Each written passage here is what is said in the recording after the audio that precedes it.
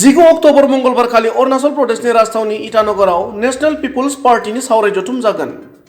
बेयाव बाहागो लानो फैनाय मेघालयनि गिबि मन्त्रि कनराड सांमाखौ रबिबारनि मोनाबिलियाव आसाम अरुणाचलनि सीमा गहपुरनि राजगड़आव बरायो।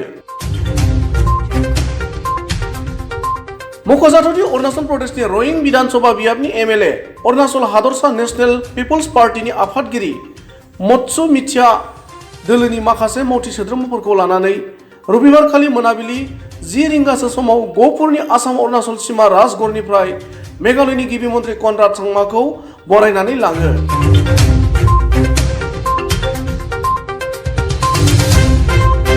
मिथिनो मोननाय बादिब्ला 19 अक्ट'बर खालि इटानगराव जानो गोनां नेशनेल पिपल्स पार्टीनि सावराय जथुमाव सा सानजा रायजोनि माखासे दैदेनगिरि मानगोनां सुबुंफोरजों लोगोसे अखम जातीय परिषदनि आफादगिरि लुरिनज्योति गगैयाबो बाहागो लागोन होनना मिथिहोयो।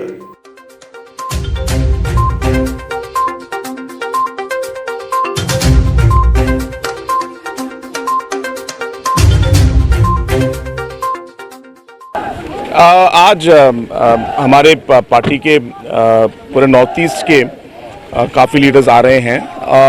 एक तो ऑब्वियसली पार्टी लीडर्स से मिलना, पार्टी ऑर्गेनाइजेशन के हमारे वर्कर्स से मिलकर पार्टी को हम लोग कैसे आगे बढ़ाएंगे अरुणाचल प्रदेश में और पूरे नॉर्थ ईस्ट में, ये डिस्कस करने के लिए हम लोग आए हैं। और दूसरा है कि हम लोग का एक यहाँ बहुत अच्छा कॉन्फ्रेंस हम लोग ने ऑर्गेनाइज किया है, जहाँ पे हम लोग नॉर्थ ईस्ट और रीजनल इश्यूज़ के बारे में हम डिस्कस करेंगे। उसमें बहुत सारे प्रेस के लोग भी और बहुत सारे इंटेलेक्चुअल्स उसमें ज्वाइन करेंगे। तो ये मुझे उम्मीद है कि अगले 2 दिनों में काफ़ी अच्छा माहौल होगा और काफ़ी डिस्कशन होगा। आसाम से लुरिनज्योति गोगोई भी आएगा, इसके बारे में आपका क्या?